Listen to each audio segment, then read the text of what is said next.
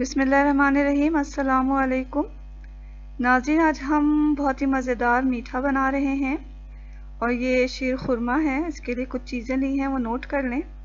150 ग्राम सवैयाँ लेनी है हमें, 4 छोटी इलायची जाएगी इसमें, आधा कप के करीब बादाम हैं, 5-6 छुहारे ले लें, 3 किलो के करीब दूध इस्तेमाल होगा, 1.5 कप चीनी चाहिए होगी हमें और 2 चम्मच ऑलिव ऑयल लिया है मैंने यहाँ, आप घी भी ले सकते हैं।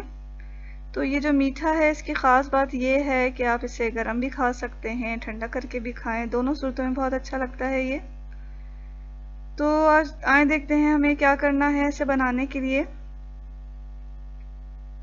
तो यहाँ जो मैंने सवई ली है, सबसे पहले सवई को हम निकाल कर इसे चूर कर लेंगे।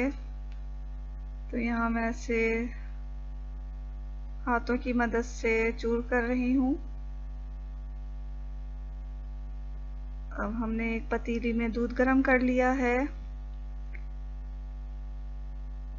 तो जब दूध उबल जाएगा तो मैं इसमें छुहारों को धोकर डाल रही हूँ। बादाम को भी धो के डाल दिया है, बगैर छिले ही डालना है दोनों को। तो अब हम इसे मीडियम फ्लेम पर दूध को 10 मिनट तक पकाएंगे छुहारे और बादाम के साथ। तो मैं दूसरे चूल्हे पे ये दूध रख रही हूँ ताकि ये 10 मिनट तक इसमें बादाम और छुहारे पक जाएं। दूसरे चूल्हे पे मैं एक और पतीली रख रही हूँ और इसमें हम अपनी सवैयों को भूनेंगे। तो पहले मैंने इसमें ऑयल डाल दिया है। अब छोटी इलायची डाल के फ़ौरन ही सवैयाँ डाल रही हूँ इसमें। चूर की हुई सवैयाँ डाल दी हैं मैंने इसमें और बिल्कुल लो फ्लेम पर हमें इसे भूनना है।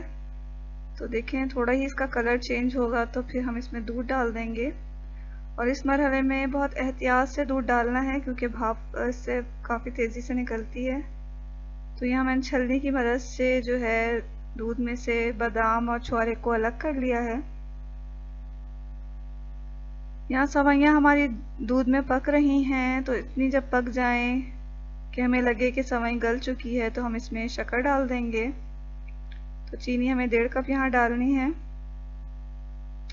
चीनी के साथ हमारा जो ये शीर खुरमा है पक रहा है। तो पकने के दौरान ही मैंने जो बादाम और छुहारे अलग किए थे वो छील के इसमें डाल रही हूँ। छुहारों को मैंने बीज निकाल के काट लिया छोटे छोटे टुकड़ों में, इनको भी इसमें शामिल कर रही हूँ। तो अब ये हमारे बादाम छुहारे शीर खुरमे में पकेंगे। हमें अब इसे इतना पकाना है कि जितना हमें इसे गाढ़ा करना है। तो बहुत ज़्यादा गाढ़ा नहीं करते इस शीर खुरमे को। तो अब हमें लग रहा है कि हमारा जो शीर खुरमा है वो पक चुका है, हमें इतना ही गाढ़ा चाहिए। तो हम फ्लेम बंद कर देंगे और इसे हमने डिश में निकाल लिया है। तो लीजिए नाज़रीन, बहुत ही मज़ेदार शीर खुरमा तैयार है। इसे आप सर्दियों में भी खाएं, गर्मियों में भी खाएं, ठंडा करके खाएं, गर्म करके खाएं, हमेशा ये अच्छा लगता है। और त्योहारों में तो हर घर में ही बनाया जाता है। तो अगर आपको ये मेरी वीडियो अच्छी लग रही है तो इसे लाइक कर दें और मेरे चैनल को सब्सक्राइब कर लें। हमें अपनी दुआओं में ज़रूर याद रखें। इसके साथ ही अल्लाह हाफ़िज़।